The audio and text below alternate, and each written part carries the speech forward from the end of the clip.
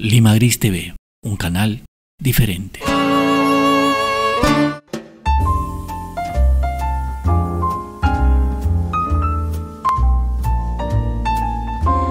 ¿Cómo están? Muy buenas noches. Bienvenidos a otra emisión, a otro programa de Poetizando. Ya saben, a través del canal virtual de Lima Gris. Como saben, yo soy Julio Barco y hoy día tenemos un programa especial celebrando, ya saben, a puertas pues de la celebración del Bicentenario.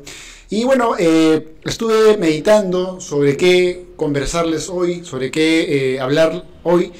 Y estaba entre conversar sobre la poesía rusa de la primera mitad del siglo XX, es decir, de Esenin, Mayakovsky y otros poetas como Alexander Blok, por ejemplo, que es un poeta muy capo, o la poesía trujillana, que dentro de mi propia reflexión sobre el arte poético peruano tiene un papel muy importante, pero no solo de Trujillo, sino en realidad de la libertad. Entonces hoy día vamos a dar un homenaje a la poesía de la libertad, como una forma también de seguir estimulando algo que es muy importante, que es el conocimiento de los autores. Yo no solo soy un lector de la poesía de la libertad, sino también tuve la oportunidad de viajar, conocer sus rincones. Estuve por la Plaza Central, además en las playas, y me sentí muy acogido, pasé muy bellos momentos y tengo una gran estima por los intelectuales, poetas, escritores, a quienes aprecio de una manera franca.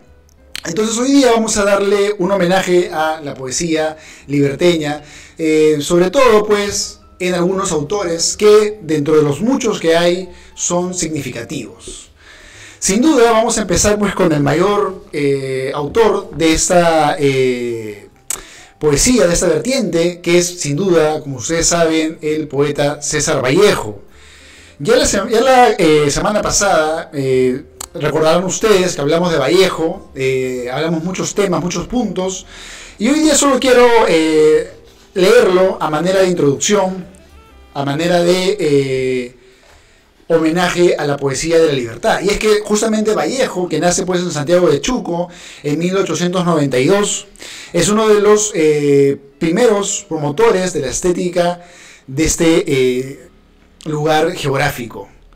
Quiero leerles un poema de Vallejo, que es uno de los que siempre me conmueven. Ustedes saben que Vallejo tiene 3 etapas, entre ellas la más vanguardista, que es Trilce, pero luego tiene una etapa política muy ligada pues a su reflexión marxista sobre la realidad y sobre la sociedad, y es una poesía que luego se titula y se recopila como Poemas Humanos. Este poema se llama Considerando en frío, imparcialmente. Miren ustedes este título que nos invita pues a pensar en un juicio, un designio que vamos a dar, pero sin ser polarizados. O sea, un juicio dentro del equilibrio de la neutralidad, ¿no? Considerando en frío, imparcialmente. Y dice así: considerando en frío, imparcialmente, que el hombre es triste, tose y, sin embargo, se complace en su pecho colorado, que lo único que hace es componerse de días, que es lóbrego mamífero y se peina.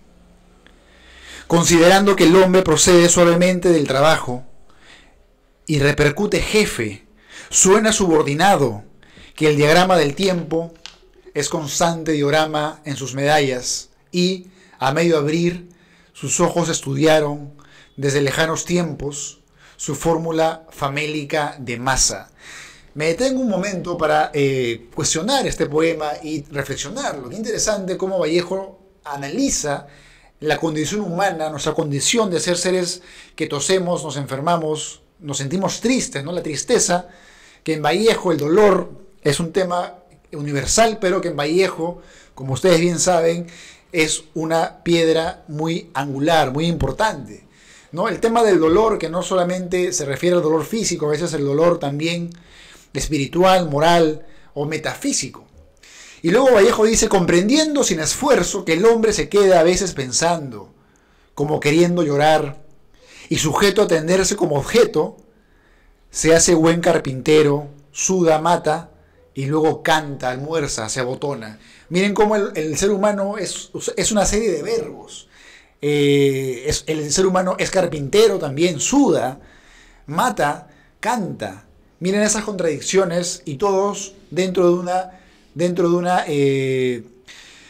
un abanico verbal, ¿no? Y luego dice, considerando también que el hombre es en verdad un animal, y no obstante al voltear me da con su tristeza en la cabeza, examinando en fin sus encontradas piezas, su retrete, su desesperación, al terminar su día atroz borrándolo, comprendiendo que él sabe que le quiero, que le odio con afecto y me es en suma indiferente. Considerando sus documentos generales y mirando con lentes aquel certificado que prueba que nació muy pequeñito, le hago una seña, viene y le doy un abrazo, emocionado. ¿Qué más da? Emocionado, emocionado. Este poema es de Poemas Humanos de 1939 y pues es la fuerza, la humanidad, ¿no? La idea de Poemas Humanos es como que una poesía más cotidiana, más sanguínea, más terráquea, del día a día, no tanto del idealismo romántico tal vez, sino de la propia humanidad y sus límites, la pena humana, los límites humanos y ese componernos del día a día, del instante en el que somos. No quiero terminar con Vallejo antes de contarles un pequeño pasaje que estaba justamente leyendo de un estupendo trabajo de Miguel Pachas Almeida, que yo recomiendo leer. Si quieren saber más sobre Vallejo, bueno, un gran autor que estudia al monstruo Vallejo es Miguel Pachas Almeida, y tiene un libro que se llama Yo que tan solo he nacido, que es un estudio, su vida, y tiene una parte que les quiero leer justamente, donde nos cuenta un encuentro entre Vallejo y otro intelectual también de la libertad, que es Aya de la Torre. Y dice lo siguiente, ¿no? Muy pronto se inició el diálogo entre ambos y de él fructificó una gran amistad. Aya le comentó las dificultades que tenía para exponer algunos temas, dándole a entender que carecía de ciertas técnicas o estrategias adecuadas para explicar una determinada materia. O sea, Aya de la Torre conversaba con Vallejo, porque Vallejo viene de una parte más bien andina, más como tirando para el Ande, no tan céntrico en Trujillo, pero cuando ya llega a lo que se llamó la Bohemia de Trujillo, Vallejo se encuentra con todos los intelectuales, entre ellos Antenor Orrego, por ejemplo, que van a ser la primera camada de escritores lúcidos de esta región, y entre ellos Aya de la Torre. Y luego Aya de la Torre le dice que no sabe pues explicar determinadas materias. Y luego dice, Vallejo le dice, no, es que no estudias, yo te voy a enseñar a aprender bien los pasos. Miren ustedes cómo Vallejo tenía ese orgullo, esa seguridad, ¿no?, de mostrarse frente a este intelectual. Le dijo el poeta con voz suave mientras lo tomó por el brazo. Aya, que se había percatado que su nuevo amigo no era reacio a la risa y que físicamente mostraba una contextura poco atlética, no, Vallejo no era pues precisamente musculoso, ¿no? Le respondió lleno de entusiasmo, como si buscara corresponder a tanta gentileza, y yo te voy a enseñar a patear a la pelota porque veo que eres poco deportista.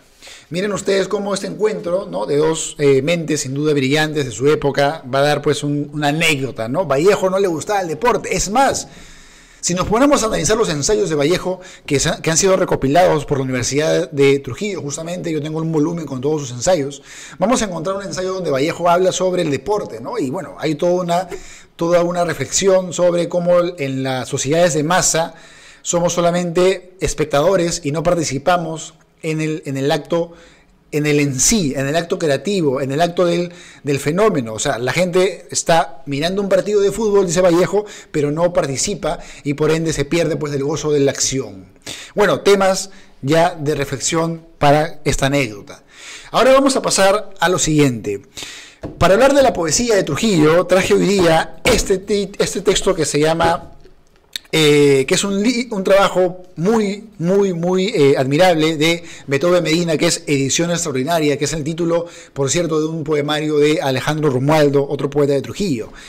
Y lo que hace Beethoven Medina, que nace en Trujillo en el 60 y es autor de muchos libros, por ejemplo, Necesario Silencio para que las hojas conversen, ¿no?, que fue parte también de los cuadernos trimestrales. Y sobre todo, pienso en dos libros, ¿no?, de Beethoven, que sobre todo, Y antes niegue sus luces el sol, que es del 2003, y ese título es del himno nacional del Perú, y sobre todo, Éxodo a las 7 Estaciones, que como saben ustedes quedó finalista en el premio Lira, que es un premio importante, que ya lo ganó Willy Gómez en el Perú, y quedó finalista Beethoven y también me acuerdo Juli Solís, ¿no?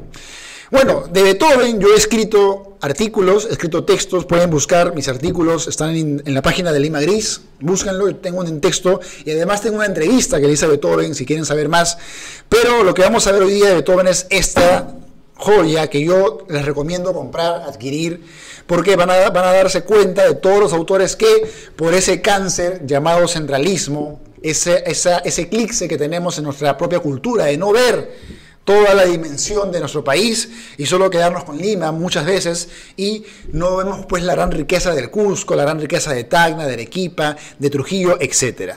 Lo que hace acá Beethoven es ponernos en bandeja a muchísimos autores, muchísimos, y bueno, ya saben, consigan esta obra que tiene una propuesta muy interesante para conocer más de lo que hoy día hablamos, que es la poesía de la libertad. El siguiente autor que vamos a comentar es el poeta Ladislao Plasenki. Él es un caso curioso de la poesía porque además él es novelista y además es pintor. Si ustedes, yo conocí el cuadro que le dedica, un cuadro hermoso, Vallejo, que es un cuadro que está en la Universidad Nacional de Trujillo, que es un cuadro donde analiza todas las etapas poéticas de Vallejo. Además, no se olviden que Ladislao acaba de ganar el premio de novela breve Julio Ramón Ribeiro de este año 2021, así que es un autor silenciado un poco, bueno, ni tanto porque miren, ya también quedó pues con el premio Copé, ¿no?, que es uno de los más importantes a nivel nacional, o en todo caso uno de los que tiene más prestigio y es uno de los más codiciados. Y bueno, con este libro justamente, Manantiales del Desierto, que a mí me encanta ya que es una suerte de libro sobre curanderos, un libro arraigado en los mitos incas, preincas y toda esa fuerza, toda esa magia, ¿no? Y les voy a leer algunos poemas de este libro. Hay uno que se llama El Poeta, que justamente me pareció interesante compartirles.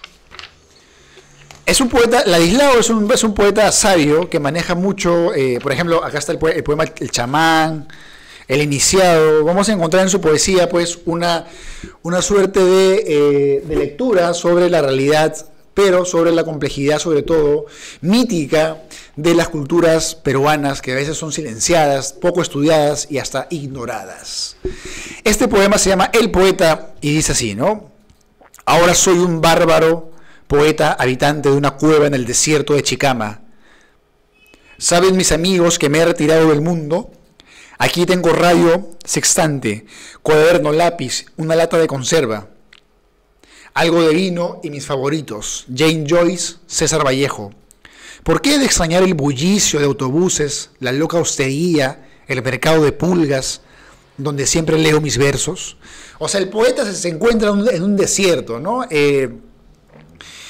Y el desierto, yo creo, ya lo decía Unamuno, busquen ustedes la poesía de Unamuno que le dedica a los desiertos. El desierto es un tema poético porque justamente nos conduce a la soledad, ¿no? Que es una de las grandes conquistas, como decía el colombiano José María Vargas Vila, una de las grandes conquistas que tenemos, porque cuando tú estás en soledad te conquistas a ti mismo, ¿no? Hay una soledad que mata, hay una soledad que cura, hay gente que aprovecha la soledad, y yo creo que los artistas, los poetas, etcétera, dedican un tiempo fecundo a este lujo, a esta condición que es la soledad. Y luego el poeta dice, ¿por qué he de extrañar el bullicio, no? Y luego, si aquí lo tengo todo, flora, fauna, arena, cielo, miren cómo él va alimentándose de la geografía. Nada más para vivir atento a la bóveda celeste, gritando palabras verdes a los cuatro vientos. Por ejemplo, al cruce de un búho, en la noche de luna, aparecen seres volátiles, difusos. Se ilumina de lira el ambiente y puedo hablar con ellos cosas ignotas del hombre, el cosmos. Me dicen que vienen de Orión, pero que antes estuvieron en Ganímedes, donde tienen su base en la ciudad cristal. Miren cómo combina lo astral, lo cósmico, con el desierto, ¿no? Que además el desierto, por cierto, hablando de desierto, es uno de los lugares donde la gente más encuentra ovnis, ¿no? Van ahí, hacen sus fogatas y se dedican a ver el cielo. Y justamente este poema trata de ello, ¿no? De la constelación de Orión y de Ganímedes. Y termina del siguiente modo: cuando los extraños se van y veo un lucero que se mueve en zigzag y desaparecen en la cruz del Yacana. Al día siguiente escribo muchas carillas oyendo la música de Kitaro, el concierto animal. Luego subo a la duna mayor para disfrutar el infinito. Qué hermoso, ¿no? Luego subo a la duna, imagínense esa intensidad. Subes a la duna para disfrutar ¿de qué? De la belleza de un paisaje. ¿Cuánto vale disfrutar de la belleza de un paisaje? ¿Vale $1.000? ¿Vale $50.000? No, es gratis. Y solamente depende de tu contemplación, ¿no? Ese estado donde nos perdemos con lo que observamos y gozamos del paisaje. Miren todos los cuadros que la naturaleza de una manera dadivosa regala a los seres humanos y ignoramos, y no los vemos y no los apreciamos. El siguiente poeta es James Quirós. Él también quedó finalista en el premio Copé y además es un autor prolífico. Él es del 84, abogado de carrera, autor de, entre otros libros, Rock and Roll de 2015 en editorial Vivir sin enterarse y La noche que no has de habitar, Orén 2010, y además la temporada pasada del Copé quedó finalista. Ganó el poeta Johnny Barbieri con un poema dedicado a Vallejo, justamente. Y ahora les voy a leer algo del libro, El libro de los fuegos infinitos. Miren qué hermoso título. Es un libro de aliento voraz. El fuego es un tema que seduce a los poetas, seduce al humano. El fuego, su poder, su trascendencia. Y vamos a leer uno de los poemas de este libro. A ver, vamos a leer por acá. Miren, un poema dedicado al gran Javier Abril. Poema para armar. El camino a la locura es mi camino predilecto. Es territorio comanche de los asustados.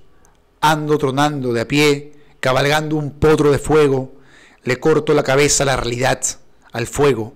Aparten la esperanza del camino. Por mis venas un río negro fluye enloquecido. Cuando se escribe un poema, un crimen simultáneo se practica en todos los tiempos. La muerte por ahora es una ave carroñera que no ha pisado estas nubes. La calidad de mis locuras es instinto de conservación. ¿Por qué este poema tiene que ver con Javier Abril? Javier Abril tiene una poesía. Javier Abril, por cierto, un dato que les pongo entre paréntesis, Javier Abril es uno de los poetas que fue seleccionado por el gran James Joyce como uno de los poetas que debemos leer. Imagínense esa envergadura, esa importancia. Pero hablando de otro James, yéndonos a James Quirós, vamos a encontrar que hace un homenaje a la locura, que es un tema que Javier Abril explora. Y luego dice, James Quirós, para terminar, dice: hoy quiero suspender lo que se ha escrito y decorar el cuadro. No hay resurrección, no me busque suspendido en esos valles. Las aguas han inundado los campos yermos. Llueve sobre la costa, llueven nuevas canciones, nuevas aguas. Hemos perdido los vestigios de los antiguos monasterios, los antiguos faros. El Parnaso se ha salido del cuadro. Hemos levantado el polvo a nuestro paso. Regeneración. Ya quiero escuchar al amanecer estas cintas. Hermoso poema. Recomiendo a James Quirós o James Quirós, El libro de los fuegos infinitos. Lo interesante es que esa colección la obsequiaban, yo creo que ya no la van a poder encontrar, pero antes de la pandemia era obsequiada por la editorial Celacanto, ¿no? Y bueno, no dejen de leer a James Quirós. El siguiente que vamos a comentar es el poeta también de la libertad, él es de Chile, de 1979, es Salomón Valderrama. Acá tengo su obra, Facción de Imperdido Arte, que es una recopilación. Yo le mando un saludo especial a Salomón, un amigo de algunas noches de conversación y de iluminación. Él tiene muchos textos, voy a leerles algo para que vean. Él es autor de, entre otros libros, a mí el que más me gusta de él es Amorfor, que es, como lo dice Roger Santibáñez, mezcla los sonetos, pero con un lenguaje andino. Él es un poeta que tiene una tendencia a explorar la forma de hablar en el Ande, que es diferente el sonido, la forma de pronunciación del español, no es en todo el Perú igual, ¿no? Justamente estaban discutiendo sobre la forma de hablar de la nueva primera dama o del presidente del Perú, de Castillo, y sería interesante explorar a los poetas, porque justamente ellos son los que más juegan con la palabra y con todos los decires, que a veces para algunos pulcros con el idioma no son correctos, pero el poeta tiene la licencia de explorar el idioma, así como los niños juegan con el idioma, el poeta hace lo mismo, pero con toda la coherencia del conocimiento ortográfico. Yo hace poco dije en mis redes sociales, la literatura no es ortografía, es alma. Repito, la literatura no es ortografía, es alma. Y cuando me refiero a esto, no me refiero a que los poetas debamos ignorar, o el escritor debe ignorar la ortografía. Hay que saber todo ello, y saberlo de la izquierda a la derecha.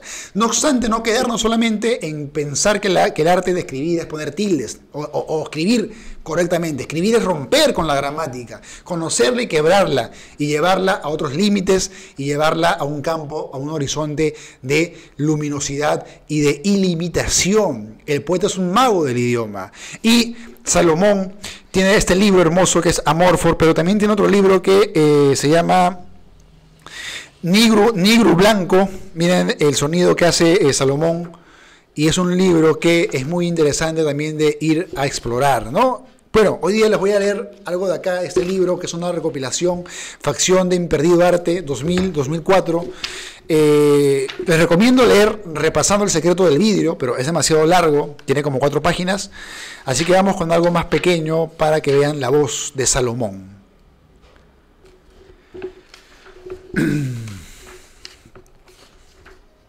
A ver, ya son como 20 Guernicas, y tiene un epígrafe de Sebastián Salazar Bondi, que dice: dejo mi sombra, una afilada aguja que hiere la calle, y con tristes ojos examina los muros. Dice: arrebatos de mí están componiendo los comparados filósofos, la diáfana vena del ser impotente, en números 20 a 20 en 20 y 20 de otra ya incontable economía del cielo, al arrebato en concretados ángeles marrones, los siervos del feudo esperando a la concreción del Dios todopotente, de sangre, comida, papel y agua, mucha de excesos de agua, en principio la navegación de la lágrima sin rumbos. Miren ustedes que el lenguaje de Salomón es un lenguaje profundamente críptico, me recuerda mucho a Vallejo de Endrilce, ¿no? Y luego dice: el juego de sangre, tú me arrojas por la borda y yo hago que me caigo, para volver y tirar al yo otra vez, delante de ti en mi secreto regreso, a debajo en la ráfaga de cólera, extrañando el oprobio de cuantos futuristas claman. La época culterana en mi adagio, la peyorativa del sexo en concreto, en las manos izquierdas las banderas abyectas. Del otro país vecino, en mi hermano vendado, lo dejo para 10 años más, estar esperando a Ecuador en Chile y a Brasil en Bolivia, para entenderlo y no matarnos, escondiendo las 20.000 dagas guernicas. Bueno, hay ahí una poesía crítica, una poesía profundamente intelectual, además absurda. A mí me sabe un poco Salomón a una suerte de Vallejo muy singularizado, pero además de esta época, pero con esa propia agudeza, ¿no? Y con sus propios logros personales. El siguiente poeta que vamos a ver es el poeta Julio Garrido Malaver. Este poeta Garrido Malaver es uno de las voces también tristemente silenciadas de nuestra poesía, ¿no? Me parece que Garrido Malaver lo silencian porque fue aprista, y ustedes saben que eso es una forma de pronto no ser leído para muchos, ¿no? Así como hay gente que no lee a los comunistas, hay gente que no lee a los nazis, hay gente que no lee, hay un montón de gente que le pone filtros a la cultura. Y bueno, si quieren leerlo, yo quedé en realidad muy embelesado con su libro Poesía 6, que es una recopilación que hace César Calvo. Y el poeta César Calvo, que es un capo también. Y bueno, vamos a leer algo de este libro. Yo leí esta poesía, además él tiene un libro, ahora que recuerdo, que le dedica pues a la piedra, ¿no? Y la piedra como tema, ya saben que está en la poesía peruana, por ejemplo con Martín Adán, ¿no? Que es otro poeta que explora la idea de la piedra, o el propio Neruda más atrás, pero ya en Chile. Y en este poema vamos a encontrar una reflexión muy interesante, no sobre la piedra, sino sobre la vida, la realidad, el tiempo, la muerte, la propia estética. Y voy a leerles algo de acá para que tengan en mente a este poeta que también recomiendo, que es Julio Garrido Málaver, ¿no? Y dice: no es vivir el pasar por la vida como una sombra, o ser efímera luz, gesto que se borra o hace polvo, piedra que rueda en el declive, voz que se apaga de tanto hacer presencia. La vida es actitud de dolor. Miren cómo conecta con Vallejo, ¿no? El dolor. No por el dolor solo, sino porque el dolor afina lo sensible que llevamos como dormido sueño del corazón.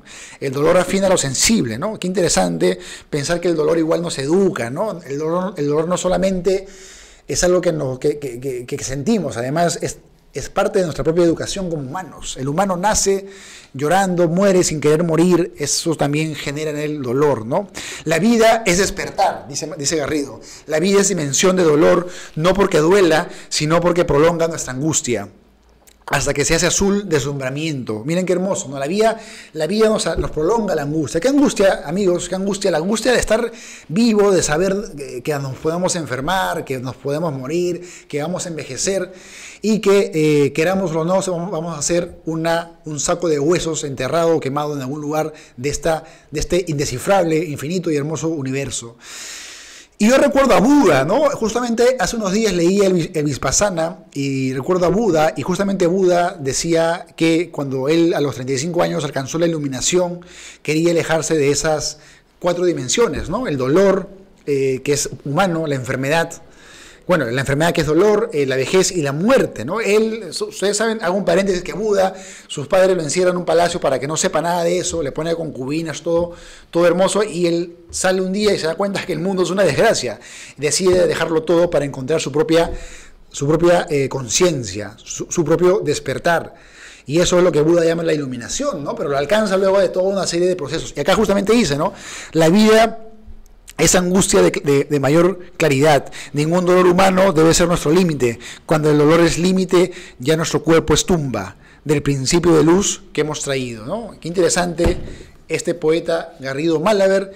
Y vamos a pasar a una poeta que es una de las voces más interesantes y prolíficas de la poesía de la libertad, que es Julia Wong Kong. Ella es de Chepén, de 1965.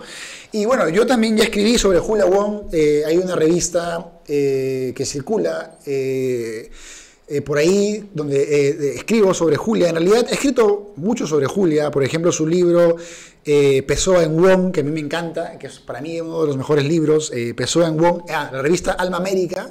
Ahí publiqué ese artículo.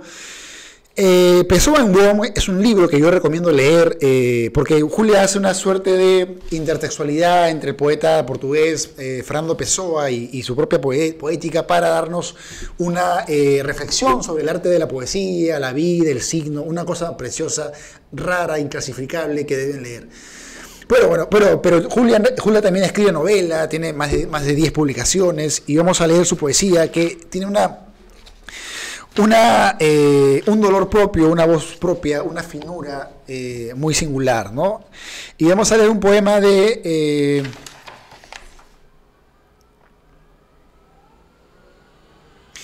está justamente en el libro Iguazú del 2004, ¿no? Y dice: clases de astronomía.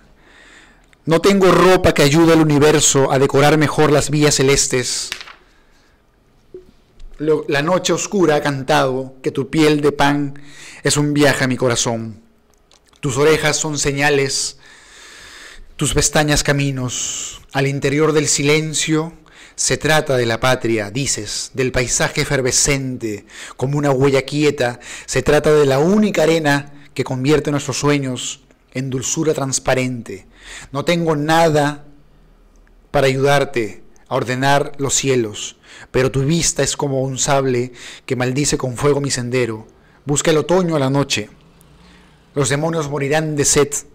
No tengo agua, tampoco puedo cantar, pero sé a qué hora caen las estrellas. Bueno, recomiendo leer a Julia Wong. Además, ella impulsa un festival que ya está por empezar su nueva jornada, que es el Festival de Poesía Chepén Chepén, donde también fui invitado. Me acuerdo, estuve en la temporada del 2019, me parece, con muchos poetas interesantes, a quienes les mando saludos. Y justamente estuve con Luis Eduardo García, que es el último poeta que vamos a comentar en esta reseña sobre la poesía de la libertad.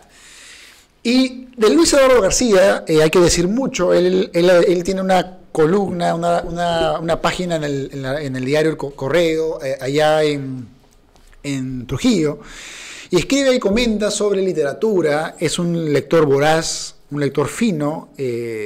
Los que seguimos su Facebook vamos a darnos cuenta que está siempre constantemente leyendo y comprando libros muy valiosos. Y en cuanto a su poesía, yo la he gozado leyendo una antología que él me obsequió. Y bueno, les voy a compartir algunos de los poemas que están recopilados acá. El libro que me obsequió, que es Filosofía Vulgar, que recomiendo conseguir. Y además él fue premio Poeta Joven del Perú, ¿no? Justamente él lo ganó, primer puesto. Y el premio Poeta Joven del Perú, por cierto, es uno de los premios más importantes de este país, que justamente es también pues de la libertad, ¿no? Mando un saludo, por cierto, a toda la asociación Marco Antonio Corcuera, que impulsan este festival, que sirve para que muchos jóvenes se ilusionen, participen y sean pues considerados en estos líderes, estas jornadas poéticas nacionales, ¿no? Vamos a leer un poema de Luis Eduardo García, Acto de Fe, y dice: el mundo está patas arriba, pero Alonso Quijano no ha dejado de enderezar entuertos, ¿no? El Quijote. Los mediocres dirigen la vida pública, pero Platón porfía en educar al rey de Siracusa. El tiempo de la tierra se agota, pero Immanuel Kant sigue dando la hora en Königsberg. El hombre es un ser que se autodestruye, pero Sócrates insiste en beber a sorbos la cicuta. Los males del planeta se multiplican, pero Cristo se empeña en dejarse morir en la cruz. La fe ya no mueve conciencias, pero Mahoma cree que la montaña vendrá a su encuentro.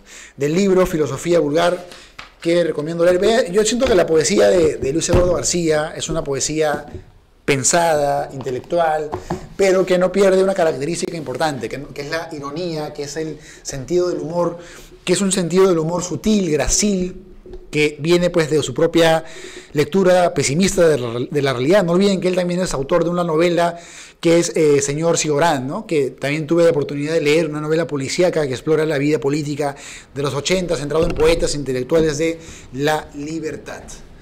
Y bueno, como conclusión, sabemos que la poesía de la libertad es una poesía amplia. Yo invito a leer, he leído algunas voces. Bueno, podríamos también hablar, por ejemplo, de José Watanabe, que ya le dedicamos un programa acá en Poetizando, o por ejemplo de Leoncio Bueno, también, que es otro poeta interesante que debemos leer, o el propio Santiago Aguilar, que justamente ya conseguí su obra, que tiene como 500 páginas, que lo voy a adquirir mañana o pasado mañana, y que también yo comenté en la página de, me parece que es lenguajeperú.p. Por cierto, entran a mi página lenguajeperú.p, www.lenguajeperú.p, donde también hago reseñas. Bueno, y no podemos tampoco olvidarnos pues de Lizardo Cruzado, de París Cruzado también, de Rogelio Gallardo, que es un bohemio de los que ya no hay. También, por ejemplo, de la poética de David Novoa, que aún sigue dando que hablar desde sus trincheras. La poesía también de Óscar Ramírez. Bueno, Gloria Portugal, que me encanta. Gloria Portugal es una poeta genial que recomiendo también leer. Alejandro Romualdo, Tomás Ruiz Cruzado. Miren, que estaba olvidando de Tomás Ruiz Cruzado. Tomás Ruiz Cruzado, busquen por internet mi escrito. Yo le dedico un texto a Tomás Ruiz Cruzado en la página del Lenguaje Perú. Además también le dedico un programa en YouTube. Búsquenlo. Tomás Ruiz Cruzado muere muy joven, es amigo de poeta, de una serie de poetas acá de Lima, y además tenía su revista, ¿no? Que es Camión de Ruta, donde publicaba a una serie de autores, que es muy interesante de tener en cuenta, ¿no? Y bueno, de seguro me olvido de muchos, Corcuera, que es uno de los grandes también, que ya le daremos un programa como se debe.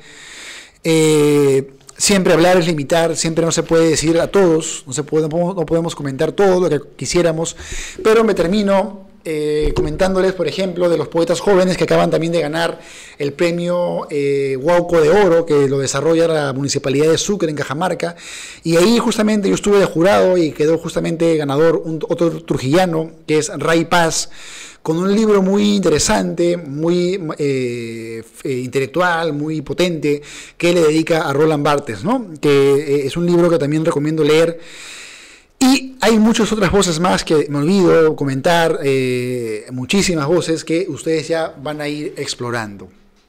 Bueno, para terminar quiero recomendarles leer el último libro que acaba de publicar el poeta de la generación del 60, el poeta Germán Carnero. Es muy interesante este libro, saliendo del tema de Trujillo, de la libertad, volviendo al tema más amplio de la poesía peruana.